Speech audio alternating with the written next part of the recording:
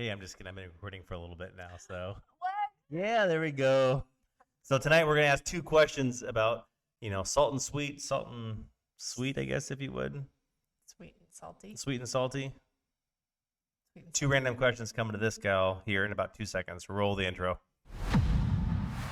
So the big question is this: how are leaders like you that recognize people and technology are the backbone of the company they're building continue to make progress when they have no clear idea on how to develop individuals and utilize technology in a way that helps them remain profitable? That is the question, and this podcast will give you the answers. This is Tom and Michaela, and welcome to the Heart and Hustle Podcast.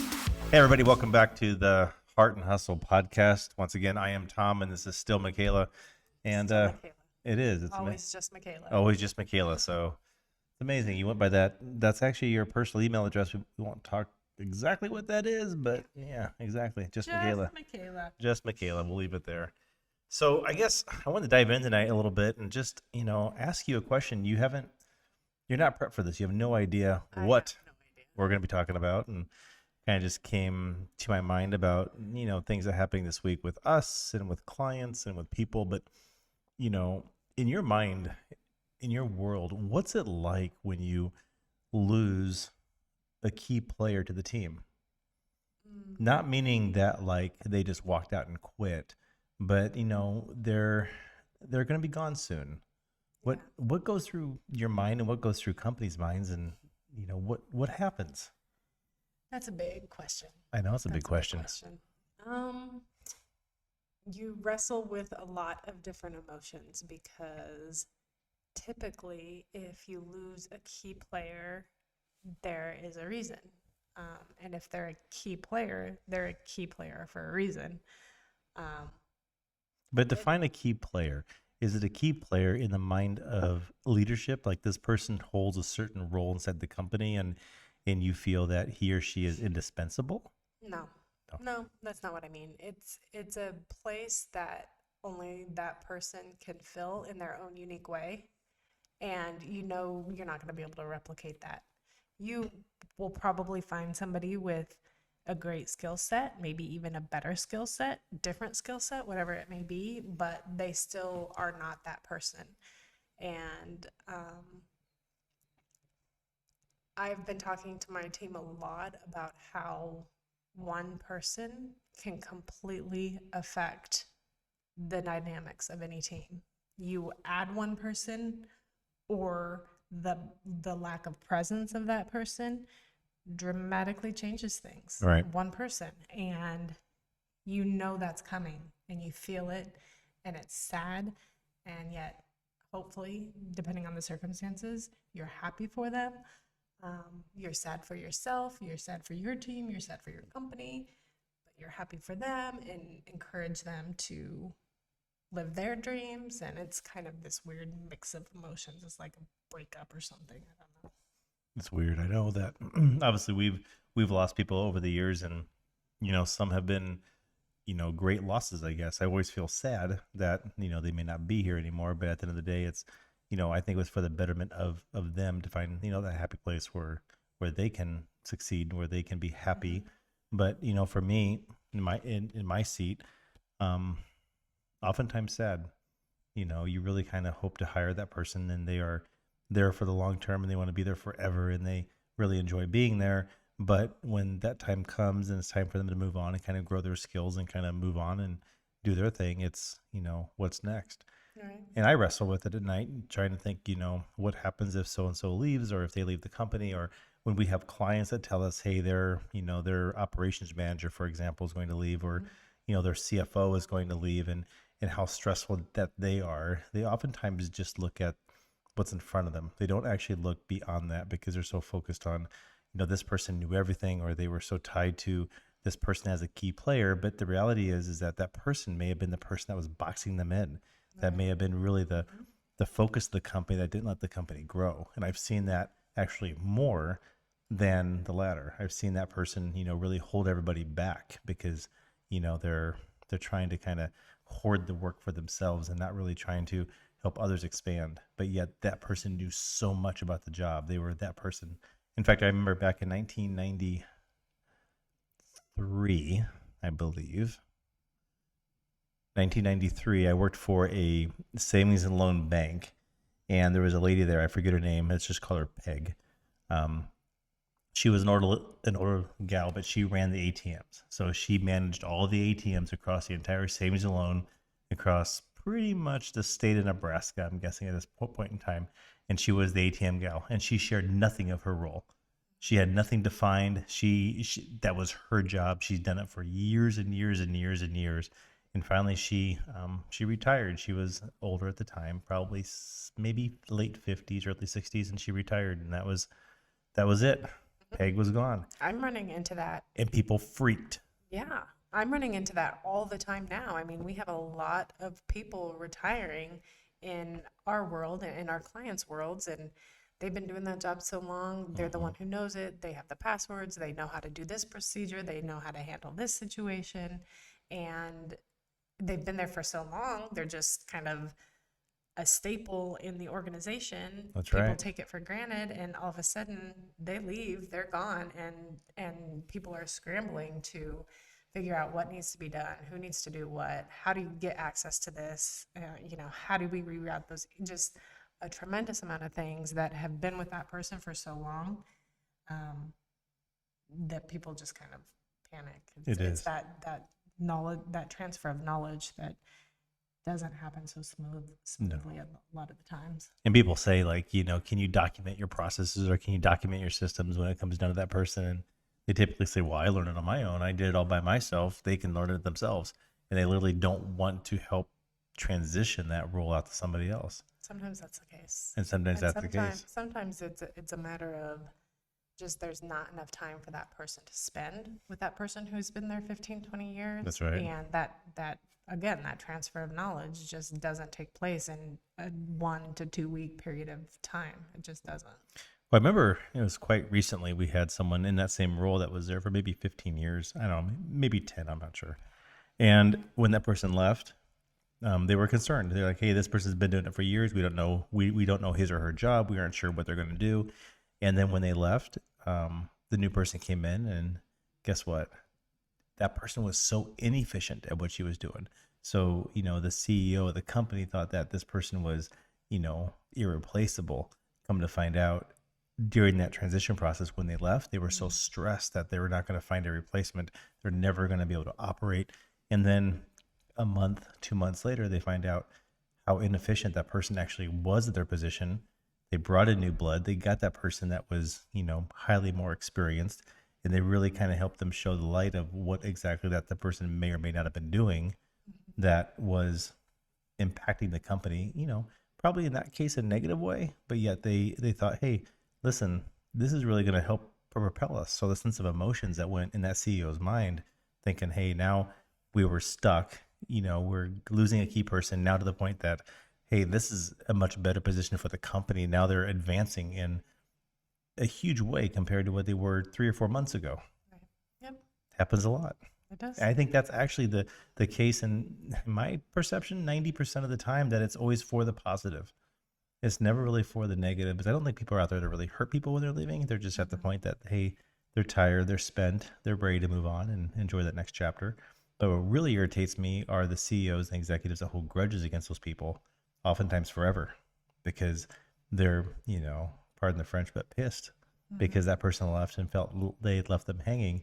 But that actually got to the point where the CEO did not know that position's role. They didn't know what they did. They had really no way to define that role. And then all of a sudden they're left now having to operate that role or even hire the position and can't even train for that role. Mm-hmm. So sorry for the long rant there, but at the end of the day, it's like, it's important. I feel, I may be completely wrong here, but it's important that I feel that those directors, those CEOs understand every position inside the companies. And obviously they're not going to be able to operate at the level at which the employees can operate at that role, but they're going to understand every position in and out.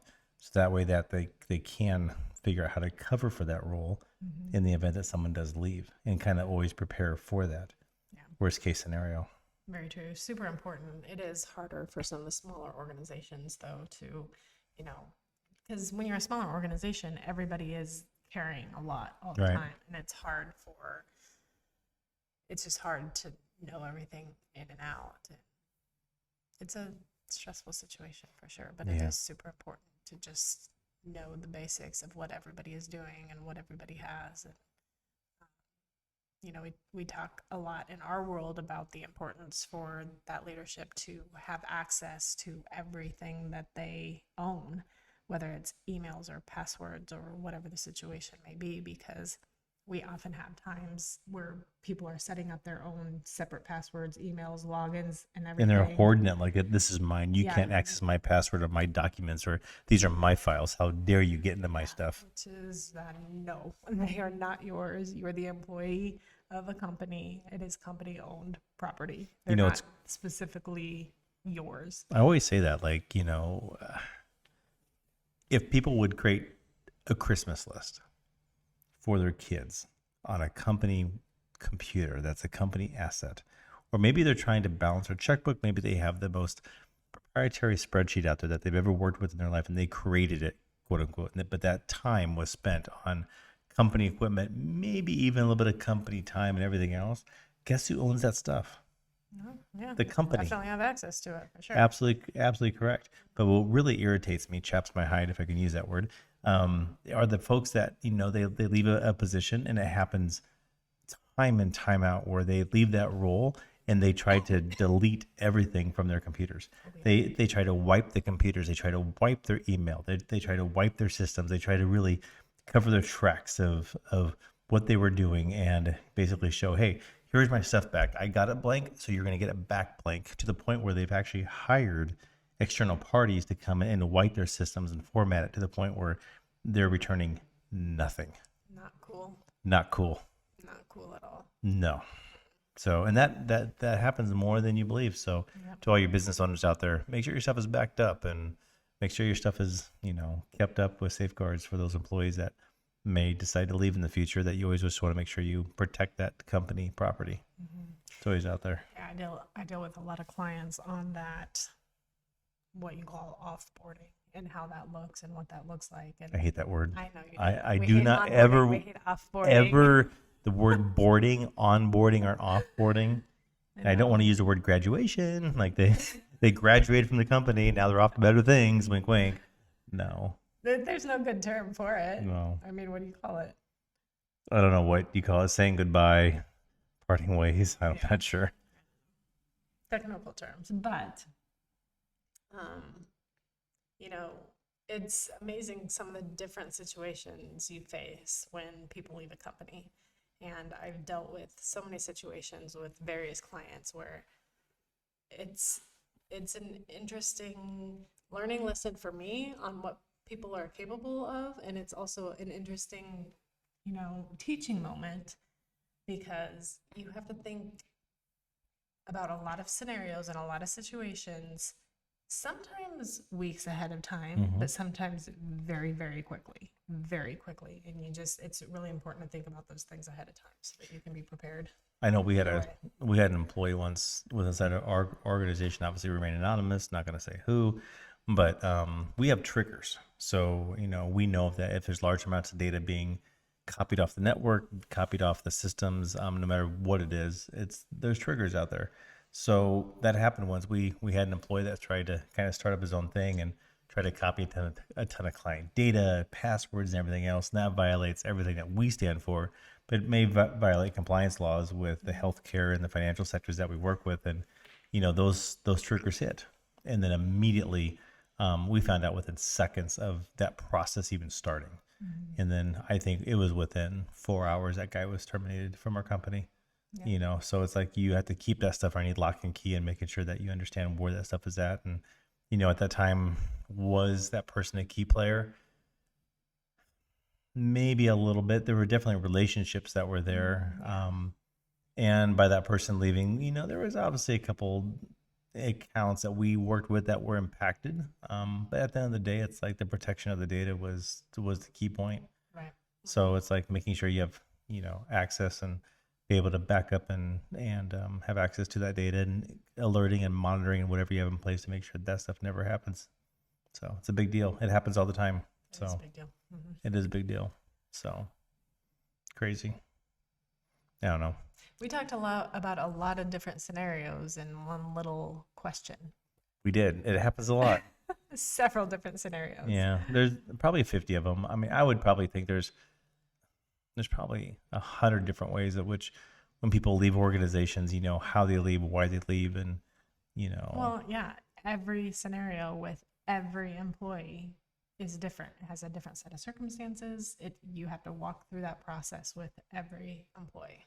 I think ultimately though, I'd say 95% of the time, I'm happy for that person. I'm extremely thrilled that they're moving on. I mean, you can have zero expectations of someone staying with you for forever. I mean, Right. that's a big one. But for the time spent, the time that you had with that person, and the amount of knowledge that you gained, and oftentimes you like to think, well, I showed them everything. I gave them all the access into, I opened up the world to them and showed them how to do certain things and gave them the ability to learn. But the reality is, they actually gave you more, Yeah. I think, than what you had given them. So I'm happy for them. Yeah. So I remember you saying several times that to all of your employees, if this isn't what you want to be doing, no, let's figure it out. And I 100% support you and will even help you we to did get where that. you want to be. We did Yes. that. We had an IT administrator that worked for us, and his passion was to open up a bar and grill. It was literally, he wanted to be a cook, short order cook, making hamburgers, hot dogs, and fries or whatever. Short order bar and grill cook, and it was like, what can we do to help him? What can we do to help him start that business, to actually be that guy? Because the IT stuff is he was good at, like Yeah. back in the day, and you won't tell it now, but I was really, really good. At least I thought I was good running that 800-meter track, 2 laps around the high school track, back as a kid. And I hated running. I actually despised it. But at the time, I was really, really, really good. I think I even hit 2 minutes and 1 second twice around. Wow. I went to state. Guess what? Those guys were doing a $1.56 all day long, and I was the last guy in place, But anyways, he was really good in IT. He did what I felt like was a really good job. His passion was cooking. Passion is not ID. It was not IT, and he was just good. Made money at the time for him, so he was good. And it's like, hey, dude, how can we help you create this world? And I haven't heard from him in a very long time. So Yeah. I'm hoping he owns a restaurant and he's doing his thing right now. So I don't know. I always want to help people find their passion. So I know for me, it's like my passion. It's like I get out of bed at 4:30, 5 o'clock in the morning, or whatever it is, and sometimes 6. You know the routine. I too. And it's like you jump and you run out of bed, and it's like you can't wait to get to work. You just can't wait to get to work, and you don't want to go to bed at night because you can't fathom going to sleep because you still want to work. And once you find that place, what I call my happy place, you won. Yeah. And yeah, no, I just hope the people that they find their passion, and then when they leave companies, they're doing it for the right reason. They're not chasing the dollar, not chasing 5 cents or $1 raise or $10 raise or whatever. They're actually finding their passion as to what they want to do. So Super Wow. important. great. But But I do have everybody another. finds that though. I do have another question for you. Oh, Sorry. So there were What's 2. okay. I have to ask you. Now, this is outside of the hustle, everything that we do every day. Okay. Run, and Yes. doing what we feel that we have to do. How do you decompress? What are the top 2 or 3 things that you do, or 1 or 2 things that you do to actually decompress? Like it's me time, like things that I may not even know about. Like I may not have any clue. Or that you can never be interrupted at. Like once you're in it, you can't stop. Like this is it. Well, I don't think that exists for me, unfortunately. Okay. But I actually love to listen to podcasts. There's like 2 or 3 podcasts right now that I'm really into. Do you know the name? Sometimes it's hard to come up with the names. Do you know the names of the podcasters that you listen to? Yes, one of them is Tanya Lee. Tanya Lee. Okay, I've never listened to her. Yeah, she's really great. I like it. Now, what's her podcast about? Is it self-help, wellness, girly stuff? Yeah, What is? it would be considered girly stuff to you, but it's just about becoming the best version of you that you can be. And Very good. So it's enlightening. it is. It's a good reminder to like think the things that you want. Like don't speak into your life crap. Don't speak into your life the stuff you don't want because Right. you're a magnet for your thoughts. And so that's one of them. Before we go here, Haley, there's a Tanya Lee link in description down below. Put it in there. Michaela's fave, I guess. It Second is. one. It's really girly though. I will have to admit it's girly. I also like. I'm the last couple weeks I've been into Oprah's Soul Oprah. Search, something like that. I Do don't not know. know this. Yeah, it's actually really good. She's got a lot of good. She's. It's just kind of what I'm listening to now is a compilation of a lot of people she's interviewed over the last several years, and it's just Like on throwbacks. different topics. Got it. And When do you do this? I they mean, really I'm with you 24/7. Typically, when do you do this? Are you in the shower with your AirPods in, with a plastic bag no. over your head, listening to it, or If I what's have going on to, here? sometimes if I have to drive across town, like, or when I am on my way back from taking Audrey to school or Well, headed to the office to do your daughter to school. deposits, Sorry. and when I do yard work, you're mowing around, listening to Yep. your Yep. podcasts. Um, when I'm picking up dog poop, just stuff like that, just random things. Sometimes when I'm cooking, I'll listen to a podcast, stuff like that. Got it. So that's probably one of my biggest just listen and breathe and think about something else for a minute. It's kind of grounding to me. Like, Yep. remember why you're here. Remember what you're doing. Is it her remember- voice? Is it her interview style? What have you like? I also like the Model Health Show. with Never Sean heard of it. Stevenson. But his are like an hour and a half long. Too long. And he has some great stuff, but Yeah. I get little like 20-minute, half an hour type Increments. things here. So those are kind of hard to listen to sometimes, but I think the only thing that I do that literally, for me, is grounding. I think you probably know. could it be mowing? It is mowing. Mowing? Mowing the lawn. It is. I have to hold him back and not let him start mowing. What time did I before- wake up this morning and want to start? I'm sorry, not this morning.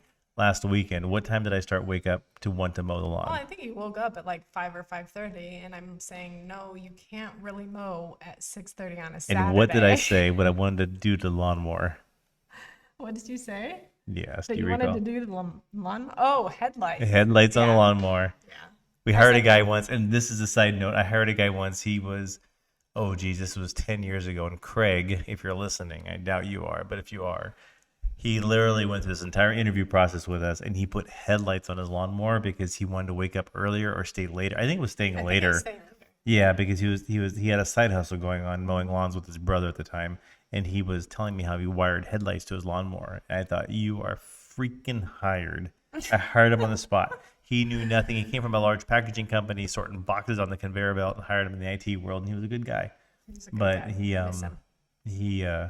put headlights on his lawnmower, and that was the entire reason that I hired that guy, because it showed ingenuity or whatever. But for me, it's definitely lawn mowing. Once I hop on that stinking stupid thing and strap in my headset, and I'm done. It's like I don't get up for probably just over 2 hours. Just solid. I noticed that you're like making more paths and making the yard bigger, and I think it's just so you can stay on the mower longer. It is. It is. And now you're fertilizing. And now I'm so you fertilizing, can trying to. stay on the mower longer. And I think this weekend was 4 hours of riding that stupid lawnmower around this property. So I think it's wonderful. Wow. And for me, that's super relaxing. And what I listen to, obviously I listen to a lot of Gary Vee. I, love the guy, Elon type of podcasts, messages on Spotify, search mashup of Gary Vee stuff and just put on rotating playlist. But usually it's something along that line, and it's just constant repeat. So the thing you don't know about me is I have an old Ford Escape, maybe, I don't know, 2014 Escape, and the same CD's been in there since the day that I got it. I mean, I literally pulled off the lot, brand new, 0 miles, put this. What CD was it? It's been in there for how many years, and you can't remember what it is? I can't recall. Isn't it? It's not Guns Dirty N' Deeds. Roses. Dirty Deeds done dirt cheap. AC/DC. Yeah. Yeah. So, anyways, it's been in there for that day, and it's still in there spinning around. That so it's so like ages there's you. there's zero change in my world. That CD's been in there for now 6-7 years, and the same thing every weekend for the past years. I've listened to the same Gary Vee podcast, to the same Elon Musk rants of what he's doing, and I always listen to it every single weekend. See, and if you look at those podcasts alone, the difference between my podcast and your podcast, you will see the difference between heart and hustle. You It's will just- see a huge difference It's in nuts. styles. It kind of gets you jazzed up a little bit, I guess. But it's like, and it's to the point where you know what song's coming next or what he's going to say next or whatever it is. Like you have it memorized. You're mesmerizing, but memorizing the story. Yeah. So That's anyways, I don't know. Were those questions random enough for you tonight? They were random, but that's okay. Sometimes We it's better are like that. random. I mean, it's better. We are random. Like we're random. Or random. That's okay. There you go. Well, thanks for joining us, everybody. As always, questions, feel free to comment, ask us questions. Feel free to pose your HR, IT related issues down below. Ask questions, concerns, whatever it is. And check out the links below to those podcasts that we mentioned and those folks that we tagged, I guess, in this podcast. So, all right. Well, everybody have a good night, good evening, and hope to chat with you soon. Next week, we're going to be in Colorado. Yes. Kind of just enjoying some time. We're going to be Working. working remotely, 100% working, wink, wink, remotely for the entire week. But we're going to, I think, do the podcast on the way home from the car. Probably. We'll see how that works. Yeah. Haley might not like the sound. She'll like the sound. She'll be okay. You remember that one time we drove home from Colorado? Which time? I don't know, but the time that I think I was checking my phone, I thought I was gonna we die. were dead. I mean, we were literally dead. Split second. The text came in. I looked down at the phone. I went to respond, and I kid you not, it was within a second of slamming in the back of a semi truck. Immediately jolting to the right, flying down it was the entire semi truck, maybe 2 or 3 cars past there It was on the crazy. side of the median before I came the to the ditch. stop. And I was like, holy crap, what That just was happened? some serious impressive driving. Yeah, that was impressive driving. Yeah. I thought we were gonna die. I thought we were going to die too. We made it. We made it. Do not text and drive ever. Or open your laptop and drive. Don't do it. All right, everybody. So have a great night, and we'll catch you guys later. Love you. Bye-bye.